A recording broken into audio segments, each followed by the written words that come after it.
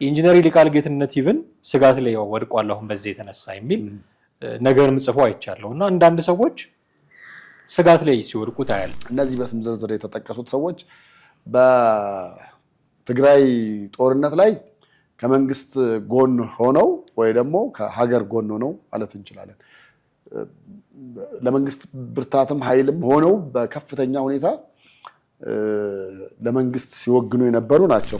አሁን ብዙ ሰዎች የሚያደንቁት ቴዲ አፍሮ በዛ ጊዜ ምንም አይነት አቋም ሲያራምድ አልታየምና የጦርነቱ ደጋፊም የጦርነቱ ተቃዋሚም ሆኖ ድምጽ ሲሰጥ አልታየም። ሱዳን ውስጥ ያለ የህወሓትም ኃይል አለ አይደል እንዴ? ሰው ከነሱ ጋር እንዴት አድርገው የፌደራል መንግስቱን ማዳከም እንደሚችሉና መንግስት መሆን እንደሚችሉ እየዶለቱ ነው ያለው።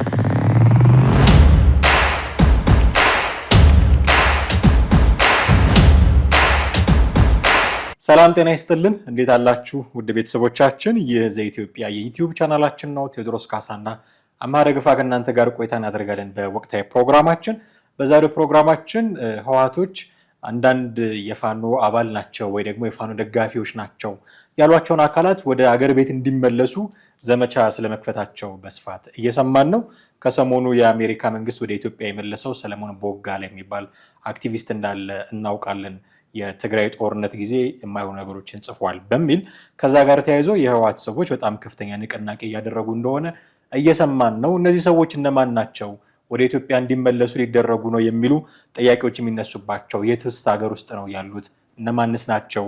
እና ይሄ ደግሞ ምን ይነግረናል አሁን ካለው ሁኔታ ጋር የሚሉትን ጉዳዮች እያነሳ ነው ቆይታ የምናደርገው። እስከ ፕሮግራማችን ፍጻሜ ድረስ አብራችሁ እንድትቆዩ የአክብሮት ግብዣችን ነው።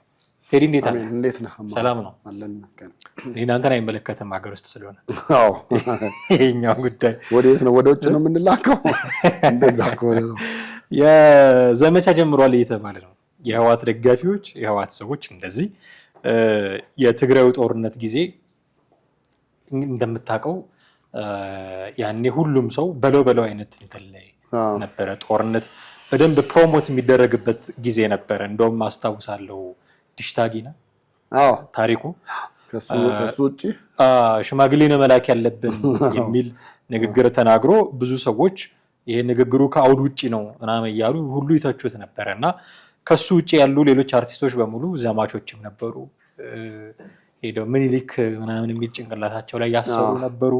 አንዳንድ ጄኔራሎችም ደግሞ በስማማ እያላችሁ ተኩሱ የሚል ምክርም የሚሰጡ ነበሩ። ጡረታ የወጡ ጄኔራሎችም እንደዚህ ያንን ጊዜ እንደ ቂም ይዘውት ይሁን አላውቅም፣ ያው ሰዎቹ ታርቀዋል ወይ ደግሞ አሁንም ቢኳረፉም ጦርነት አቁመዋል። ግን እንደ ቂም የያዙ ሰዎች የቆየ ፋይል እያወጡ እከሌ እንዲህ ብሏል እከሌ እንዲህ አድርጓል እያሉ ወደ ሀገር ቤት እንዲመለሱ ካሉበት አሜሪካም ካናዳም ያሉትን ወደ ሀገር ቤት እንዲመለሱ ዘመቻ መከፈቱ ነው የተሰማው። እንዴት ነው የምናየው ይሄንን ዘመቻ? እነማንንስ ነው የሚነካው ብሎ ማለት ይቻላል? በስም የተጠቀሱ አሉ። ግን እኔ ከሱ በላይ የአሜሪካ መንግስት በዛ ልክ አሁን በእነሱ ንግግር ልክ ወይ ደግሞ እነሱ በሚያወሩት ልክ ከሌ ብለው ስም ዘርዝረው ከባለ ሀብቶችም ከአርቲስቶችም ብቻ ተጽዕኖ ፈጣሪዎች ናቸው ከሚባሉት ተዘርዝሮ ስማቸው ይወጣል። የአሜሪካ መንግስት ይቀበላቸዋል ወይ ሌላ ነገር ነው። አሁን አንደኛው ወርቁ አይተነው ናቸው። እሳቸው እንግዲህ አቶ ወርቁ ያው በትግራይ ጦርነት ግንባር ቀደም ከነበሩ ግንባር ድረስ ከዘመቱት ሀብቶች መሃል ናቸው። በሀብታቸውም በጉልበታቸውም በሁሉ ነገራቸውም የተባበሩ ናቸው። አንድ እሳቸው ናቸው። ሌላ ሀና ዮሐንስን ነው እሷ ካናዳ ኑሮዋ ካናዳ ነው ያለው። እሷን ነው የተነሳው። እና ሀብታሙ አያሌውም አሉበት መሰለኝ። እና ሀብታሙ አያሌው፣ ሽመልስ አበራ፣ እንደገና ደግሞ ታማኝ በየነ፣ እነዚህ የተጠቀሱ ናቸው። ሌሎችም አሉ። ግን ወደ ዘመቻው ስንመጣ እኔ ዘመቻው ውጤታማ ይሆናል የሚል ሀሳብም እምነትም ግምትም የለኝም። በዛ ልክ አሜሪካ አንድ ሰው ላይ ግን እኮ ውጤታማ ሆኖ ታየ። ለዛ ነው አሁን ይሄ ነገር የመጣው። አንድ ሰው ማስመለስ ችለዋል። እኔ ያ ነገር ላይሆን ይችላል እምልህ በምን ምክንያት መሰለ?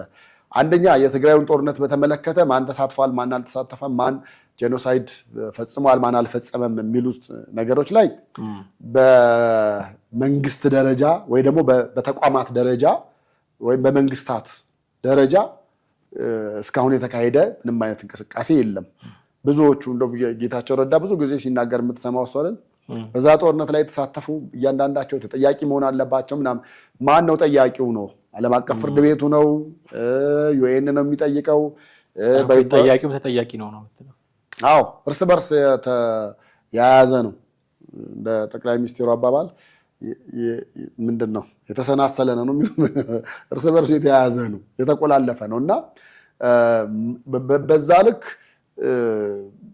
ተጠያቂ ከሆኑ እነዚህ መጀመሪያ አገር ውስጥ ያሉት ናቸው መጠየቅ መቻል ያለ ከነ ደብረ ጽዮን መጀመር አለበት ብዬ ነው። ሁለተኛ ደግሞ እነ ደብረ ጽዮን ያንንም እንዳይደግፉት ያ ጥያቄ ምናልባት ነገ ጧት መልሶ ወደ ራሳቸው የሚመጣም ሊሆን ይችላል።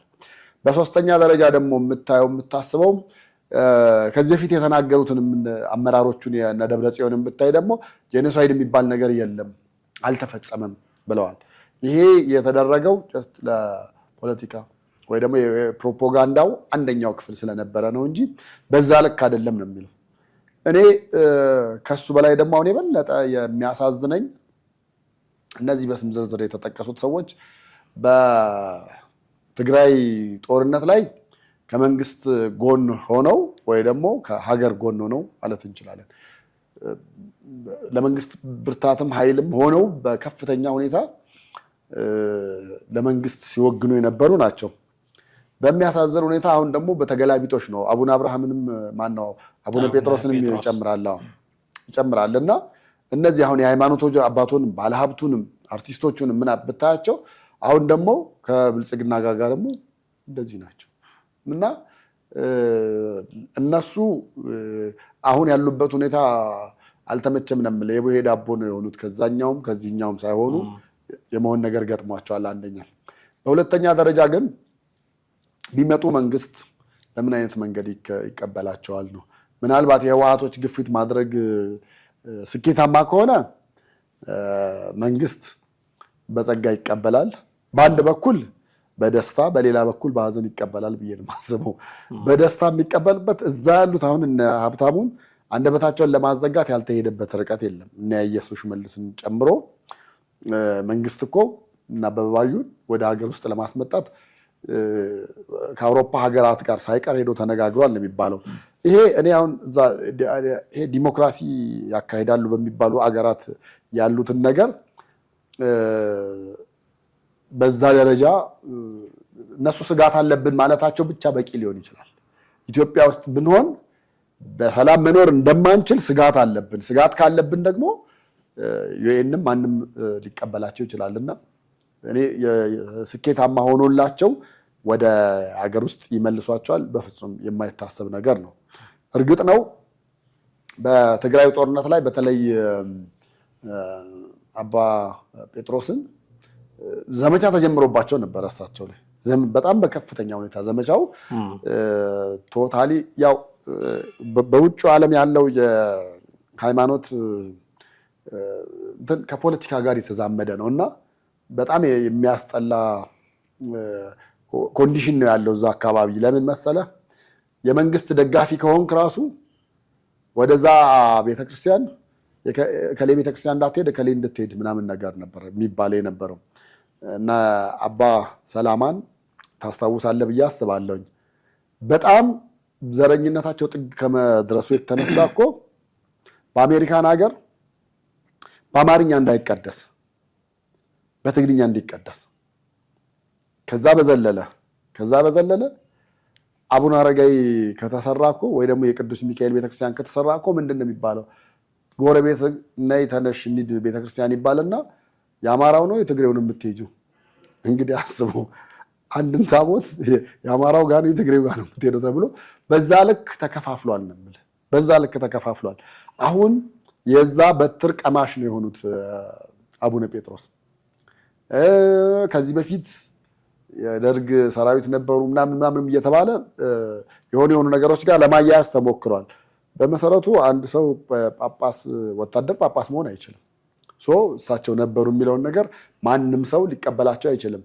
በኋላም እዚህ እኮ መጥተው እዚህም ከመንግስት ጋር ለመንግስት ወግነው ከቆዩ በኋላ እኮ በመጨረሻ በጸቡ ላይ አንደኛ ከሀገር እንዲወጡ ግፊት ተደርጎባቸዋል።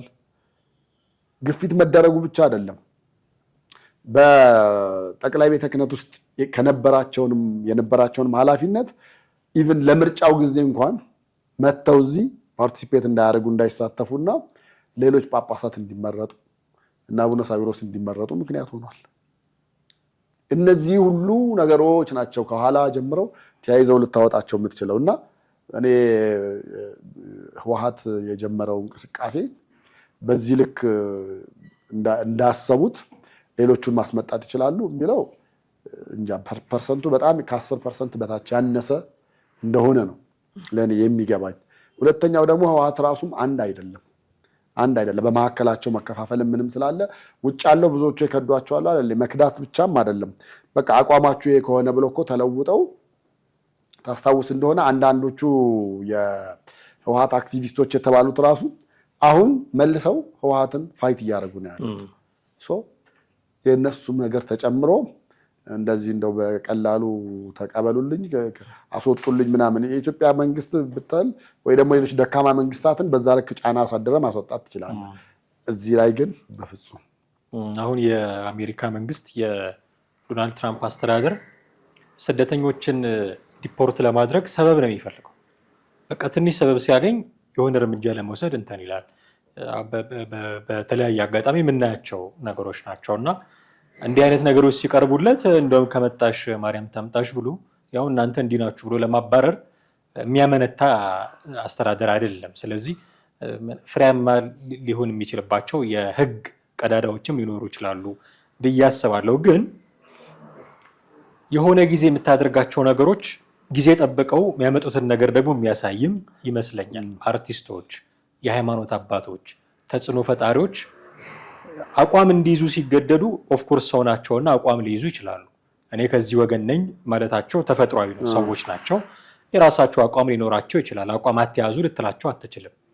ግን ይህንን አቋማቸውን የሚገልጹበት መንገድ እንዴት ያለ ነው የሚለው ደግሞ ሊያነጋግረን ይገባል። ጭንቅላት ላይ የሆነ ዘመቻ የሚል ጨርቅ አስረህ ለጥፈህ የወታደር ልብስ ለብሰህ የምታደርገው ከሆነ አሁን ያው ጊዜ ቆጥሮ እየከፈላቸው ነው። ስጋት ውስጥ ያሉ ሰዎች አሉ። አንዳንድ ማን ነው ኤርሚያስ ለገሰ ይመስለኛል ጽፎ ያየሁት ኢንጂነር ይልቃል ጌትነት ኢቭን ስጋት ላይ ወድቋል አሁን በዚህ የተነሳ የሚል ነገርም ጽፎ አይቻለሁ። እና አንዳንድ ሰዎች ስጋት ላይ ሲወድቁ ታያለ። ታማኝ በየነ እኔ አሁን ታማኝን አቡነ ጴጥሮስን እንዲህ አይነት ነገሮች ይመለከቷቸዋል ብዬ አላስብም። የአሜሪካ ዜግነት ያላቸው ረጅም ዓመት እዛ የነበሩ የቆዩ ስለሆኑ እንደው ወሬ ማዳመቂያ ካልሆነ በስተቀር ይሄ ነገር ይመለከታቸዋል ወይ ጥያቄ ያለኝ። ግን ከዚህ ከጦርነቱ በኋላ የሄዱ ሰዎች ይሄ ነገር ምናልባት ሊመለከታቸው ይችል ይሆናል እና በሆነ ጊዜ በመጥፎ ጊዜ አንዳች አጣብቂኝ ውስጥ በምትገባ ጊዜ ፐብሊክ ፊገር የሆኑ ሰዎች እንዴት ነው አቋማቸውን ማኒፌስት የሚያደርጉት ሰው ጋር የሚደርሰው የሚገልጡት የሚለው ነገር መታሰብ አለበት። ከዚህ በኋላ አሁን ብዙ ሰዎች የሚያደንቁት ቴዲ አፍሮ በዛ ጊዜ ምንም አይነት አቋም ሲያራምድ አልታየም እና የጦርነቱ ደጋፊም የጦርነቱ ተቃዋሚም ሆኖ ድምፅ ሲሰጥ አልታየም። ቴዲ ጸጋዬ የሪዮቱ በተደጋጋሚ ስለሱ ሲናገር እሰማለሁ። እንደው የጭቁኖች ድምፅ ሆኗል ምናምን እንኳን ባንል ጦርነቱን አትሊስት አልደገፈም፣ ይሄ በጣም ሊበረታታለት የሚገባ ጉዳይ ነው ብሎ ሲያነሳ ሰማዋለሁ። እንዲህ አይነት አቋም ለመያዝ ምን አይነት ትከሻላቸው አሁን የኛ ታዋቂ ሰዎች የሚለውን ነገር ስታነሳ አስቸጋሪ ነው የሚሆነው። መንግስት አስገድዷቸው ነው ወይስ የራሳቸው አቋም ነው ወይስ ለሀገር ልውና ብለው ነው? የምናውቀው ነገር የለም። ግን ጊዜ ቆጥሮ እንደዚህ አይነት ነገር ሲመጣ ደግሞ ስጋት ውስጥ ሲገቡ እናያለን። አዎ ይሄ አሁን ባለው ኮንዲሽን እውነት ለመናገር ኒውትራል ሆነ መኖር የምትችልበት አማራጩ አለ። አሁን ለምን መሰለ አርቲስቶቻችን ቲያትር ቤት ተቀጥረው ከሚሰሩት ውጭ ያሉት አቋም መውሰድ ይችላሉ። ወጥተውም አለመስፈንም አለመናገርም ይችላሉ። በእርግጥ መንግስት አንዳንዴ ለማስገደድ በጣም ረጅም ርቀት ጥግ ድረስ ሊሄድ ይችላል። ይሄ እኮ ከነ ጥላሁን ገሰሰ መማር ያለባቸው ያለ ነገር እንዳለ ይሰማኛል።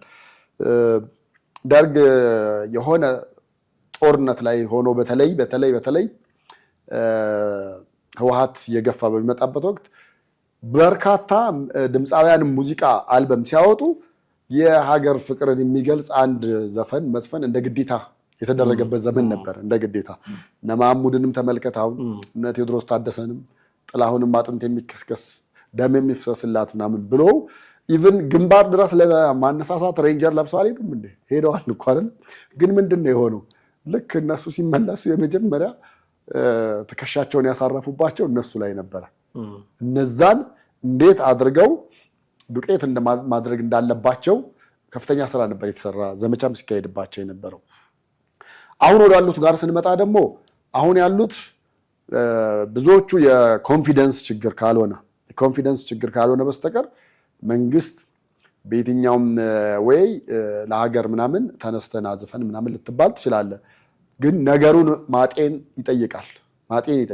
ለምሳሌ አሁን መንግስት ከዚህ በኋላ አማራ ክልል ዘመቻ በከፍተኛ ሁኔታ አካሂዳለሁ፣ ጦሬን እቀሰቅሳለሁ፣ ስለዚህ ፋኖን አሸባሪ ብያለሁኝ፣ እሱን የሚመለከት አንዳንድ ሙዚቃ አውጡ ተብሎ ቢሰጥ ስንቱ ድምፃዊ ነው ያን ነገር ተግባራዊ ሊያውል የሚችለው ነው የምልህ።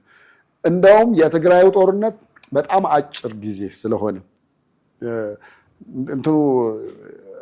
ጦርነቱ የተካሄደበት ራዲየሱ በጣም ሰፊ ቢሆንም ግን የተካሄደው አጭር ዓመት ስለሆነ ነው እንጂ ረጅም ዓመት ቢሆን ኖሮ ከዛም በላይ የአርቲስቶቻችንን ገመናና ሌሎች ነገሮች የምናይበት ነገር ይኖር ነበር ነው የምልህ። ከዛ በዘለለ እኔ አሁን የአሜሪካ መንግስት በዛ ልክ ለማባረር ምን ለማለት አንደኛ እኔ አሁን ይመስለኛል ልጁ አሁን የቀደም ስሙን የጠቀስከው ወደ ኢትዮጵያ የተባረረው ክሌም ሊኖርበት ይችላል። ከዚህ በፊት የቀረቡ ነገሮች ሊኖሩ ይችላሉ። ለምን እኔ ናይሮቢ ያለን ያየነው ነበረ። ይሄ ሰውዬ ከዚህ ተነስቶ ነው ሄደው። ለምሳሌ ብዙዎቹ ናይሮቢ ሄደው ኬንያ ሄደው ከኬንያ በዩኤን አማካኝነት ወደ ተለያዩ ካናዳ፣ አውሮፓ ሀገራት፣ አሜሪካ እና አውስትራሊያ ይሄዳሉ። እነዚህ ሀገራት ናቸው ከዩኤን የሚቀበሉ በብዛት። በኋላ ጥፋት ስታጠፋም በእጽም ይሁን በምን ስታረግ የመጀመሪያው ዜግነት ታይቶ ኢትዮጵያዊ ስለሆንክ ወደ ኢትዮጵያ ተመለሳለህ የምትባለው፣ ወደ ወጣህባት ኬንያን የምትጣለው፣ ወደ ኬንያን የምትመለሰው። በዚህ መንገድ ብዙ የተመለሱ አሉ። የሀገሪቱን ሕግ ካለማክበር በተለይ ሴቶች ላይ ህፃናት ላይ ሀራስ የሚያደርግ ነገሮች ካሉ ከእጽ ጋር የተያዘ ነገር ካለ ያቺ ማስጠንቀቂያ ትሆናለች። ከዛ በኋላ አንድ ነገር ነው የምትፈለግብህ። በዛ መንገድ በዛ ወይ የመጣ ነው ብዬ ነው የማስበው እንጂ በምንም ተአምር አይደለም። እንደዛማ ቢሆን ኖሮ እኮ መንግስት ሎቢ እያደረገ እኮ ወይ ደግሞ የሆነን ልክ እንደ ህወሓት ሌሎቹንም እያነሳሳ እከሌ የሚምጣልኝ እያለ እንደፈለገ መቀበል መሰብሰብ ይችል ነበር። ነቲንግ ግን ያ አይደለም፣ አልሆነም። እንደውም ብዙ ጊዜ ከወርቁ አይተነው ጋር ስሟ የሚነሳው ቤዛ ነበረች፣ አርቲስት ቤዛ ነበረች እና እሷ አሁን ደግሞ ከፋኖ ጋር ነች ተብሎ በጣም ብዙ ዋጋ የከፈለች ልጅ ነች እና ስልኳን ማንሳት እስከ ማቆም ደረጃ ከቤተሰብ ከጓደኞቿ ጋር መገናኘት እስክታቆም ድረስ በዛ ልክ ጫና ተደርጎባታል። ጦርነቱ ቦታም ሄዳ እንደውም ጽንስ እስከ ማስወረድ ደረጃ ደርሳ ነበር። ይሄ ሁሉ የደረሰባት ልጅ ነች አሁን አርቲስት ቤዛ። እንደዛ ሆኖ እንግዲህ እሷ ምናልባት በብዛት አገር ውስጥ ሊሆን ይችላል ያለችው፣ አለዛ ደግሞ ወይም ነጋሽ ወርቁ ዱባይ አድርጋ በዱባይ ሄዳም ሊሆን ይችላል። ከዱባይም የሆኑ ባለሀብቶች ናቸው ሳፖርት አድርገው ወርቁን ወደ ሶስተኛ ሀገር እንዲሻገር ምክንያት የሆኑት ተብሎ ነው የሚገለጸው በብዛት በእነሱ ዙሪያ የወጡ መረጃዎች የሚያመለክቱት። ነገር ግን እነዚህ ሰዎች የአሜሪካ መንግስት በቀረበለት በእያንዳንዱ በነገራችን ላይ እኩል መብት ነው ያለህ። አንተ ውጣ ተብለህ እዛ ሲመጣብህ አንተ ደግሞ ከቻልክ በራስህ ካልቻልክ ጠበቃ ገዝተህ አልወጣም ብለህ መከራከር መብት አለ።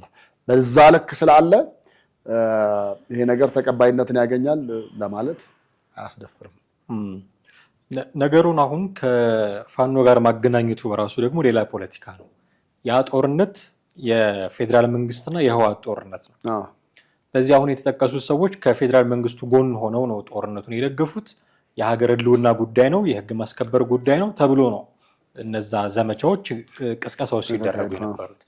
አሁን ያሉት የቲፒኤልኤፍ ሰዎች ግን እነዚህ ሰዎች የፋኖ አባላት ናቸው እያሉ ነው የሚቀሰቅሱት ነው መረጃዎቹ እና ወደ ሀገር የተመለሰው ሰለሞን ቦጋለ የተባለው አክቲቪስትም አንዱ የተነሳበት ጉዳይ የፋኖ አባል ነው። ፋኖ ደግሞ ታየር 3 የሚባል ሽብርተኝነት ሊስት ውስጥ አለ በአሜሪካ መንግስት የሚሉ ይሄ ሽብርተኝነት ነው አይደለም የሚሉ ክርክሮች የህግ ባለሙያዎች የሚያብራሩት ክርክር ብዙ አለ። እሱ ውስጥ ብዙ አልገባም፣ ግን የፋኖ አባል ነው አንዱ ደግሞ እሱ ላይ የተነሳበት ነገር። ስለዚህ እቺ ነገር ጥቅም አላት ብለው ነው መሰለኝ ጠቅላላ ሰዎቹን ወስደው የፋኖ አባል ናቸው የሚል ክሌም ነው ሲያቀርቡ የምታየው። ይሄ ነገር አሁን ህወሓትና ፋኖ ያላቸውን ጽምዶን በለው ጥምረትን በለው ትብብርን በለው አይጎዳውም ወይ? አሁን ከክልል አይነት ነገር ውስጥ ናቸው። እንደምታውቀው አብረን ሆነን መንግስት ላይ አንዳች ነገር እናድርግ፣ የ4 ኪሎ መንገዳችንን እናቅና የሚባባሉበት ጊዜ ላይ ነው ያሉት። እንደውም በወልቃይት በኩል ጦርነት ነገር ሲከፍቱ ህወሓቶች እነ ኮሎኔል ደመቀ ዘውዱ ሲመክቱ በጎን የፋኖ ሰዎች ተከዚዘብ ላይ ጦርነት ሲከፍቱ ነው የምታየው። ስለዚህ አንድ ግንባር የመፍጠር ፍላጎት ላይ ናቸው። እዚህ ላይ ውሃ የሚቸልስ አይሆንም ወይ? ህወሓቶች አሁን ድሮም እንዲህ ናቸው እየተባለ ነው። እንደው እኔ ያልኩት ብቻ በቃ እናንተ እኔን አጅቡኝ እና ወደምትሄዱበት ትሄዳላችሁ። ምክንያቱም የሚያሳየው እሱ ነው። አሁን እነዚህ ሰዎች ፋኖ ናቸው ብሎ እየከሰሷቸው ከሆነ ከፋኖ ጋር የተፈጠረውን ጥምረት ለጊዜው ነው እንጂ ለዘላቂታው አይፈልጉትም ማለት ነው። ስለዚህ ይሄ ጥምረት ላይ ውሃ መቸለስ አይሆንም ወይ ብዬ ውሃ መቸለስ ብቻ አይደለም። ያው በነገራችን ላይ ትናንት በአንድ ቪዲዮ አላየህም? በምንም ተአምር ከህወሓት ጋር አንሆንም፣ በህወሓት አንጠቀለልም፣ ከህወሓት ጋርም አብረን አንሰራም ምናምን የሚል ቪዲዮዎች የነበሩት ነበረ። እኔ አማጺ ቡድን ሆኖ ግን በዛ ነገር ደረጃ ረግቶ ይቀመጣል የምትለው ማንም የለም። ህወሓት አሁን በፊት አማጺ ነበረ፣ በኋላ መንግስት ሆነ። አሁን ደግሞ ከመንግስትነት ወደ አማጺነት ተመልሷል። አሁን አማጺ ሆኖ በረሃ ውስጥ ተደብቆ ገብቶ ከየትኛውም ኃይል ጋር ሆኖ ለመጣል ወደኋላ ይላል ብዬ አላስብም። የአመራሮቹ መስማማት ስምምነት ነው እንጂ ተወደደም ተጠላም አንድ መሆናቸው አይቀርም። አሁንም ደግሞ በእርግጠኝነት መናገር የሚቻለው ያሉት ነገሮች የሚሸቱም እንደው አዝማሚያዎችም የሚያሳዩት ህወሓትና ፋኖ ወደ አንድ መጠቅለላቸው የማይቀር ነው፣ ብዙ እያሳዩ ያሉት ነገሮች። ምክንያቱም መሪያቸው ዘመነ የት ነው ያለው ብለህ አስብ። እሱ እዛ ሄዶ የተቀመጠው እዛ ፓላስ ሆኖ ለመኖር ፓላስ ስላለው እዛ ለመኖር ነው? እንዲህ አይደለም። ዞሮ ዞሮ ሱዳን ውስጥ ያለ የህወሓትም ኃይል አለ አይደል እንዴ? ከነሱ ጋር እንዴት አድርገው የፌዴራል መንግስቱን ማዳከም እንደሚችሉና መንግስት መሆን እንደሚችሉ እየዶለቱ ነው ያለው። እዚህ ዱለታቸው ላይ ግን ይኸው እነዚህ ሰዎች ፋኖ ናቸው፣ ስለዚህ ወንጀለኛ ናቸው፣ ወደ ሀገር ይመለሱ የሚል ቅስቀሳ ሲጨመር እንደው እነ ዘመነ ካሴስ ከዚህ በኋላ እንኳን በቃ አይሉም ወይ ብዬ ጦረኛ ሆነህ ከሆነ በተለይ በጦርነት ውስጥ በሰራህ ወንጀል የምትፈለግ አይነት ነገር ካልሆነ በስተቀር ኢቭን ወታደር ስለሆንክ እንኳን አትመለስም። ወታደር በየትኛው መንግስት ወታደር ነበርክ ነው ዩኤንም ሊጠይቀህ የሚችለው። የአሜሪካ መንግስትም ኢቭን ፍርድ ቤት ብትቀርብም ኮርት ስትቀርብ ልትጠየቅ የምትችለው ነገር ይሄ ነው። በቃ በዛኛው መንግስት ከሆነ የኛው መንግስት አንተን ሊበቀልህም የሆነ ነገር ሊያደርግህም ይችላል ብለህ የምታቀርባቸው አይደለም። አንተ አቅርበህ ቀርቶ ወንድም እህቶቼም ስጋት ላይ ናቸው፣ ወንድሜ የሞተው በዚህ ምክንያት ነው፣ እህቴ በዚህ ምክንያት ተጎድታለች ብለህ እንኳን ካቀረብክ ፕሮቴክሽን ሊሰጥ ይችላል። በጣም በቀላሉ ነው የምልህ። እና እዛ ያለው ህወሓቶች በዚህ ልክ ቢችሉ ኖሮ ቁጥር 1 ዘመድኩን ነበር መመለስ የሚፈልጉት። ቁጥር 1 የመጀመሪያ ግን ዘመድኩን በምን አይነት ሁኔታ ነው ያለው ሲባል እንደውም ጭራሽ እሱ የሚኖርበት ሰፈሩ መንደሩ ራሱ ቪአይፒ መኖሪያ ነው። ማንነትህ ካልታወቀ ቀድመህ ፕሮግራም ካልተያዘልህ እንደ ቢሮ ሄደህ ዘመድኩን ቤት እንኳን ሄደህ እሑድ ቀን እረፍት ማድረግ አትችልም። እሱንም ልታገኘውም አትችልም። ለመንግስት ሃይሊ ፔይድ ግብር ከፋይ ከሆኑት መካከል አንደኛው እሱ ነው። ለመንግስት ገቢም እያስገኘ ነው። ከፍተኛ ጥበቃም የሀገሪቱ መንግስት ከሚያደርግለት መካከል አንደኛው ዘመድኩን ነው። ዘመድኩን ነበር እነሱ መመለስ ቢፈልጉት፣ በጣም ቢፈልጉ ለምን በጣም ጽንፍ የወጣ ኤክስትሪምሊ የሄደ ከፋኖ ጋር ሆኖ በዚህ በኩል ዝመቱ፣ በግራ በኩል ዛሬ በቀኝ በኩል ነው መዝመት መቻል ያለባችሁ እንጂ በቀኝ በኩል ካልዘመታችሁ ይሄን የብልጽግና መንግስት እንትን ማድረግ አትችሉም እያለ የጦር መሪም ሆኖ ሲያዋጋ ያለ ነው። ለህወሓቶችም ደግሞ ምን አይነት በጣም እጅግ በጣም የጠለቀ ጥላቻ እንዳለው ያውቃሉ እነሱ። እሱም ይናገረዋል ፊት ለፊት አይደብቅም። በዛ ልክ የሆነውን ሰውዬ ማምጣት ትተው እነዚህን ከጀመሩ ወይ ደግሞ በእነዚህ ብንጀምር ዘመድኩን ሊፈራ ይችላል ምናምን አይነት ነገር ሊሆን ይችላል። ከዛ ውጭ ግን የጉዞው ሂደቱ ምንም መስመር ማያልፍ ነው ብዬ ነው ልነግርህ የምችለው። ከዛ ውጭ የጽምዶ ላይ ደግሞ እንቅፋት ሊሆን ይችላል። አዎ ሊሆን ይችላል፣ ምንም ጥያቄ የለውም። ግን በሁለት ምላስ ሆነው ደግሞ መሄድ በእርግጥ የህወሓት አካሄድ እንደዛ ነው። ሁሌ በተናገረው ምን ባለው በዛው ልክ ሁለት ምላስ ሆኖ መቀጠል የሚችል ነው። ማስመጣት እንችላለን ብሎ ሊያወራ ይችላል። ነገ ደግሞ ከዚህ ስቱዲዮ ስንወጣ ደግሞ ከነገ ጀምሮ አብረን ልንሰራ ተስማምተናል ተብሎ ሲጨባበጡም ልናያቸው እንችላለን ሱዳን በረሃ ላይ። ይሄ ነው ውጤቱ፣ ይሄ ይሆናል ብዬ ነው የምደመድመው በራሴ። ይሄ ጽምዶ የምንለው ነገር ላይ ራሱ ኢምፓክት ያለው ጉዳይ ከሆነ የኃይል አሰላለፉም ይቀየራል ማለት ነው። በዚህ የተነሳ አሁን ምልክቶቹን ስታይ ለምሳሌ ህወሓት እያላችሁ እንዲምትሉ እሱ ካልሆነ እሱ የትሮይ ፈረስ ሆናችሁ እንደዚህ የሚሉት አገላለጽ አላቸው። የህወሓት የትሮይ ፈረስ ሆናችሁ እሱ የጋለባችሁ እዚህ ለመምጣት እንዲህ አይነት ስም የሚሰጧቸው ሰዎች አሉ። ኢቭን አማራ ክልል ውስጥ ያሉ የፋኖም ደጋፊ የሆኑ ሰዎች የሚሏቸው ሰዎች አሉ። ከነዛኞቹ ከህወሓቶቹ ወገን ለምሳሌ እነ ስታሊን ማንም ተደብቆ አይቀርም ወንጀለኛ ፋኖ ነኝ ብሎ እንደዚህ ያደረገ የሚሉ ቅስቀሳዎችን ሲያደርጉ ታያለ። እነዚህ የሚዲያ ላይ ያሉ ሰዎች ቅስቀሳ ሲጨመርበት ደግሞ ነገሩ እንደምታውቀው የኛ ሀገር ነገር በሚዲያ ላይ ባለ እንትን በደንብ ይወሰዳል እና አንድነንም ሲሉ ሚዲያውን ነው የሚጠቀሙት፣ ተጣልተናልም ሲሉ ሚዲያውን ነው የሚጠቀሙት። ሚዲያው ላይ ያሉ ሰዎች ደግሞ እንዲህ ሲያራግቡት ቀዳዳው እየሰፋ መምጣቱ አይቀርም። ቀዳዳው የሚሰፋ ከሆነ ጥምረታቸው ላይ የህወሓትና የፋኖ ጥምረት ላይ አንዳች ኢምፓክትም ደግሞ ያለው ከሆነ ቀጥሎ የሚመጣው ነገር የኃይል አሰላለፍ ለውጥ ነው የሚሆነው። አሁን ለመንግስት ያሰገዋል ተብሎ የሚባለው የነበረው ህወሓትና ፋኖ አንድ ሆኑ እንዴት ሊያደርግ ነው መንግስት የሚባል ነበር። ከተለየ ይሄ ጥምረት ለመንግስት ምንድን ነው ፋይዳው የሚለውን ነገር ደግሞ ተያይዞ የሚነሳ ነገር ነው የሚሆነው። እንደ በፊቱ ፋኖና ማነው መንግስት አንድ ላይ ሆነው ህወሓትን የሚያጠቁበት መንገድ የለም። ከዚህ በኋላ የተሰበረ ነገር ነው የፋኖና የመንግስት ነገር ይታወቃል። ህወሓትና መንግስትም ሆኖ ደግሞ ፋኖን የሚያጠቁበት ሚንስ የለም። አማኑኤል አሰፋ የህወሓት ምክትል ሊቀመንበር ግብዣ ቀርቦልን ነበር ብለዋል። አንድ ላይ ሆነን ፋኖን እናጥቃ ተብለን ነበረ፣ አየለም ብለን ትተናል ብለው ነበረ። እዚህ እነሱም ውሸታቸውም ይሁን እውነታቸውም ግን ፋኖና ማነው ህወሓትና መንግስትም ሆነው ፋኖን የሚያጠቁበት መስመርም ደግሞ የለም። ስለዚህ ሶስት የተለያየ ኃይል ሆኖ ይወጣል ማለት ነው። ይሄ ለማሰብ የሚቸግር የኃይል አስተላለፍ ነው የሚሆነው።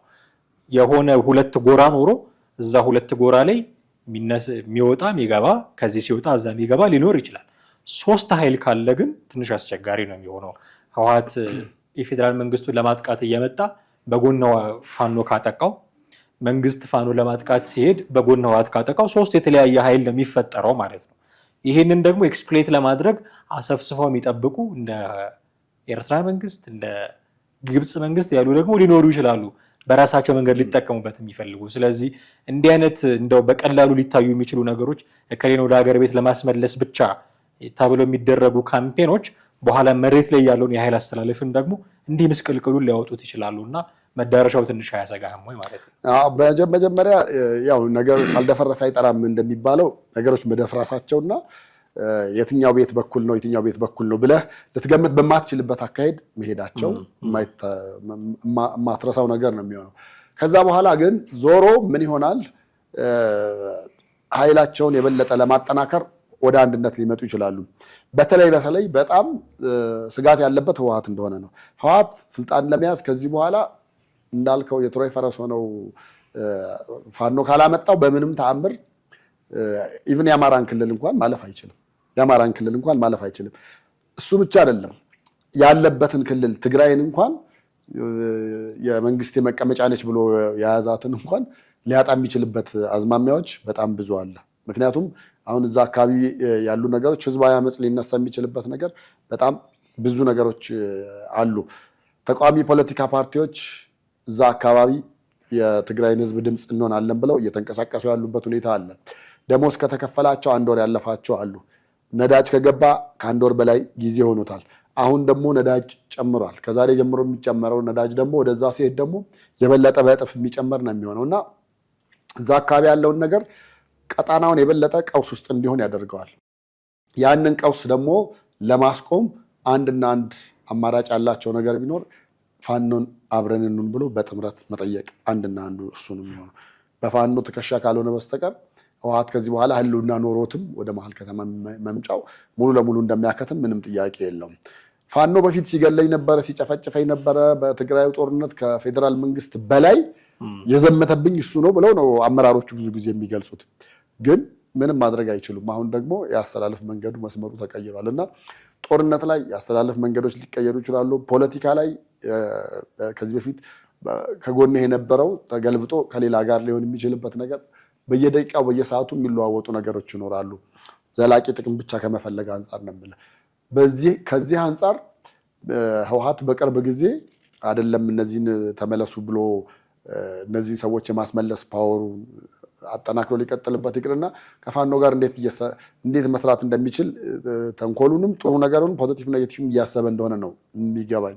ባለፈው አንዱ ህወሓት ባለስልጣን ተነስቶ ተናግሯል። አጥፉ ተብለን ነበረ እኛ እምቢ ብለን ነው አይሆንም ብለን። በየትኛው አቅሙ ነው የሚያጠፋው? ቢችል ኖሮስ እስካሁን ይቀመጥ ነበር እንዴ? በሁለት ነገር ይሞክራል። አንደኛ በኃይል፣ ሁለተኛ ደግሞ በዲፕሎማሲ ታወራለህ። ከዛ በኋላ አብረን ነው አለዛ አይሆንም የሚለው ነገር ሊቀጥል ይችላል ብዬ ነው የማስበው። ፖለቲካው ላይ ፋኖ ድክመት ስላለበት የፖለቲካውን ሴራ ህወሓት ይሰራዋል። በጦር አብሮ የመሆኑን ደግሞ ይሄኛው ፓርቲ ያደርገዋል ብዬ ነው የማስበው። ከዛ ውጭ ግን እነዚህ አሁን ውጭ ያሉትንም ከተነኩ ፋኖ በራሱ ዝም ይላል ብለህ የምትላቸው አይደሉም። እነዚህ በሙሉ የዘረዘርናቸው የፋኖ ደጋፊዎች ናቸው። ምንም ጥያቄ የለውም። ስለዚህ እነሱን ነክቶ ከፋኖ ጋር መስራት ይሆንለታል ማለት አትችልም። ለሁሉም የሚሆነውን ነገር ወደፊት የምናየው ነው የሚሆነው። የሚፈጠሩ አዳዲስ ነገሮች ካሉ ብቅ እያልን ለተመልካቾቻችን ማድረሳችን የሚቀር አይደለም። እጅግ አድርጌ አመሰግናለሁ ቴዲ። ውድ ቤተሰቦቻችን እናንተም ከኛ ጋር ነበራችሁ ቆይታ እጅግ አድርገን እናመሰግናችኋለን። የዛሬው ፕሮግራማችንን እዚህ ላይ እናበቃለን። ከኛ ጋር ነበራችሁ ቆይታ ከማመስገን ባሻገር ከዚህ በኋላ የሚኖሩ ፕሮግራሞቻችን ግብአት እንዲሆንን ሀሳብ አስተያየቶቻችሁን እንዲሁ እንድታጋሩንም ደግሞ እንጠይቃለን። የዛሬውን አበቃን። ጤና ይስጥልን።